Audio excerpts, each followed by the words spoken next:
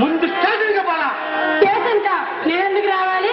అబ్బే అత్తారింటికి పాల గ్లాసు చేతికిచ్చి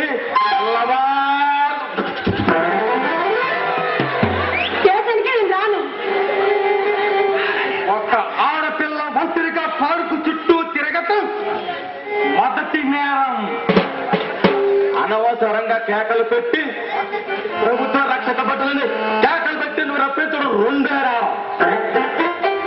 అస్సలు నీ వాళ్ళకం చూస్తుంటే ఇక్కడేదో దొంగతనానికి వచ్చిన ఆడరౌడీలా ఉన్నావే. చెప్పు, ఏం దోచుకుంటాక వచ్చావు చెప్పు. పోలీసుల పేర్లు పెట్టుకొని చెల్లి కబుర్లు చెప్పుకొని తిరిగే మీరే అసలు దొంగలు. ఆపదలు రక్షణ చేతగాక అడ్డమైన బస్సులు అడిగి వెతికిస్తున్నారా? పిల్లకు కోపం వచ్చింది రోయ్. ఒరే లింగు, ఆడదాని కోపం అందానికి చేటు అన్నారు. అందానికి చేటు అలాంటి ఆడపిల్ల వచ్చిందంటే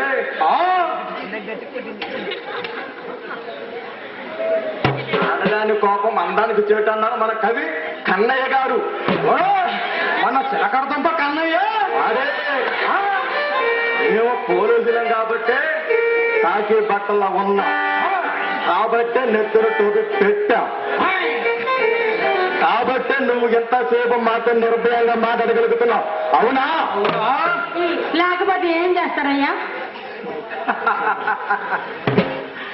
ఇక్కడ మా స్థానంలో ఎక్కడ ఇద్దరు రౌడీ గదవలే ఉన్నారే అనుకో, వాళ్ళు నువ్వు చూశారే అనుకో, వాళ్ళు నువ్వు తిట్టారే అనుకో, ఏం చేసేవారు తెలుసా?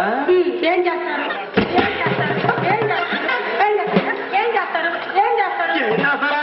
రేపు చేసేవాళ్ళు. రేపు అంటే మానవంగా.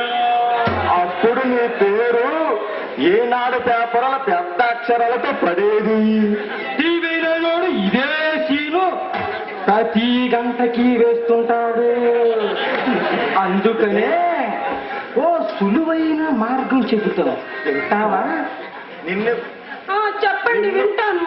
కోర్టులో లాయరు ప్రశ్నలు వేస్తాడు, నిన్ను తీగమాక పెట్టేస్తాడు. ఆ సమాధానాలు చెప్పలేక నువ్వు మకతక పడిపోతావు. పడిపోతాను. అందుకని ఓ చక్కని ఉపాయం చెబుతాం, నిన్ను పోలీస్ స్టేషన్ తీసుకెళ్ళామనుకో, అక్కడ బుర్ర వేషాలు ఎట్టుగాడు, ఏనుగు లాంటి రైటరు, చుంచు మొహం లాంటి ఎస్ఐ, గౌడి గేదె లాంటి డిఎస్ఐ నేనంటున్నానుగా. పోటీ పడి చస్తారు, నీ పని అదో గతి. అందుకనే ఎక్కడ ఏ చెట్టు చాటును మా కోరిక తీర్చావనుకో, ఎంత ఇంటికి వెళ్ళిపో. వచ్చింది.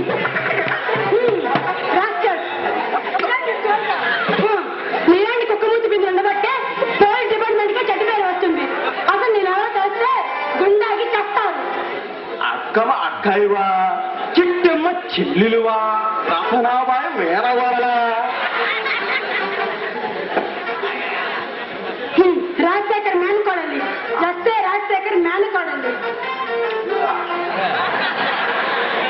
నేను నిజమే చెప్తున్నాను రా. ఎస్ఐ రాజశేఖర్ మేనకోడండి. నిజమే? ఎస్ఐ రాజశేఖర్ మేనగోడవా?